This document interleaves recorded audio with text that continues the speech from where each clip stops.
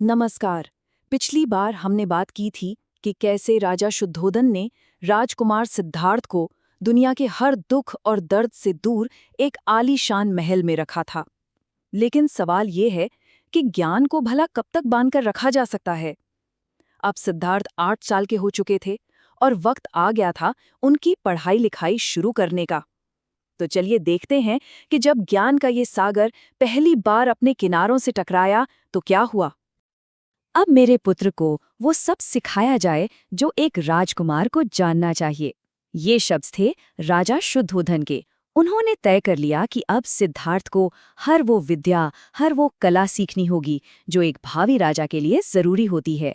और बस इसी एक फैसले ने उस कहानी की शुरुआत कर दी जहां शिष्य ही अपने गुरु का गुरु बनने वाला था।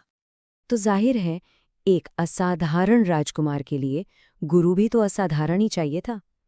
राजा ने अपने दरबार में सवाल किया, कौन है इस राज्य का सबसे बड़ा ज्ञानी जो मेरे बेटे को तालीम दे सके? सवाल जितना सीधा था, जवाब भी उतना ही साफ था। पूरे राज्य की जुबान पर बस एक ही नाम था, आचार्य विश्वामित्र। सोचिए, वो सिर्फ शास्त्रों के पंडित नहीं थे, बल्कि हर कला में, हर हुनर में माहिर थे। उन्हें आप कह सकते हैं कि ज्ञान का सबसे ऊंचा पैमाना माना जाता था। और अब इसी पैमाने पर युवा राजकुमार सिद्धार्थ को खरा उतरना था। तो वो दिन आ ही गया, पहली क्लास का दिन। छोटे से राजकुमार सिद्धार्थ हाथों में रत्नों से जड़ी चंदन की पटिया लिए अपने गुरु के सामने आकर खड़े हो गए। माहौल में एक अजीब सी शांति थी। एक तरफ ज्ञान का अथाह सागर, आचार्य विश्वामित्र, और दूसरी तरफ एक रहस्यमयी बालक। आचार्य विश्वामित्र ने एक बहुत ही बुनियादी, एक बहुत ही सीधा सा निर्देश दिया। उन्होंने कहा, अपनी पटिया पर पवित्र गायत्री मंत्र लिखो। अब देखिए, किसी भी पढ़ाई की शुरुआत के लिए ये एक बहुत ही आम बात थी, है ना? लेकिन इसके बाद जो हुआ वो बिल्कुल भी आम नहीं था। बस यहीं से कहानी ने एक ऐसा मोड़ लिया जिसकी किसी ने कल्पना भी नहीं की थी। सिद्धार्थ ने जो किया वो आचार्य की हर उम्मीद, हर कल्पना से कोसों दूर था। ये वो पल था जब ये साफ हो गया कि इस बालक का ज्ञान किसी दुनियावी टीचर की समझ से बहुत बहुत आगे है। तो सिद्धार्थ ने अपनी पटिया उठाई और मंत्र लिखना शुरू किया। लेकिन उन्होंने सिर्फ मंत्र लिखा नहीं, उन्होंने कुछ ऐसा कर दिखाया कि आचार्य विश्वामित्र की आंखें खुली की खुली रह गईं। उन्होंने एक के बाद एक सिर्फ देवनागरी में नहीं, बल्कि मागधी, पारसी, यवन और तो और ऐसी ऐसी लिपियों में मंत्र लिख दिया जिनके बारे में लोगों ने सुना तक नहीं था। सोचिए, सर्प पूजकों की लिपि, गुफाओं में रहने वालों की लिपि। एक 8 साल का बच्चा ये सब लिख रहा था।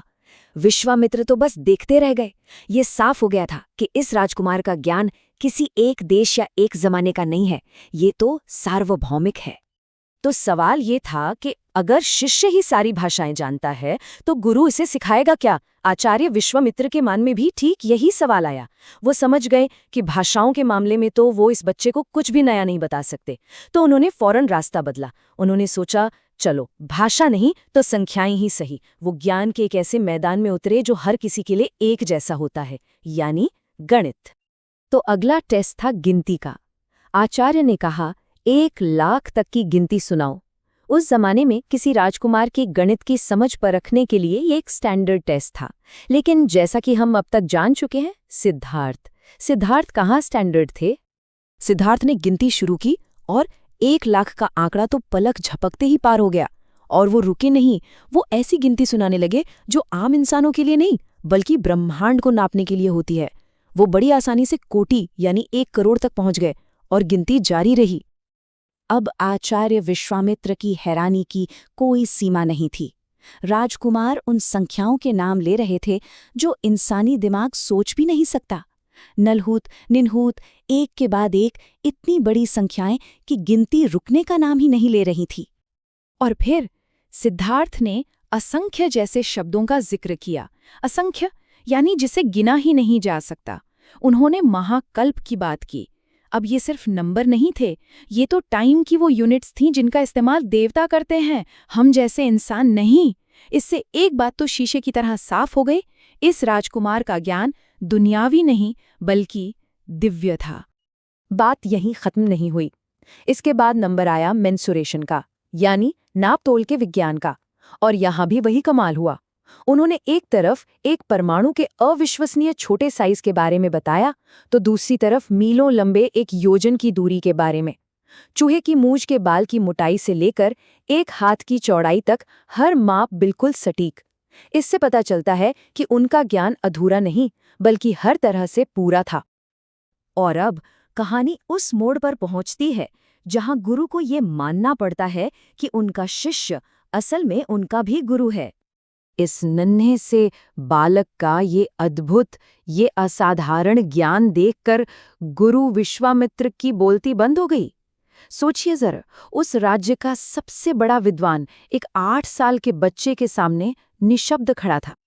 और फिर आचार्य विश्वामित्र के मुंह से वो शब्द निकले जो गुरु शिष्य के इतिहास में शायद ही कभी किसी ने कहे हों।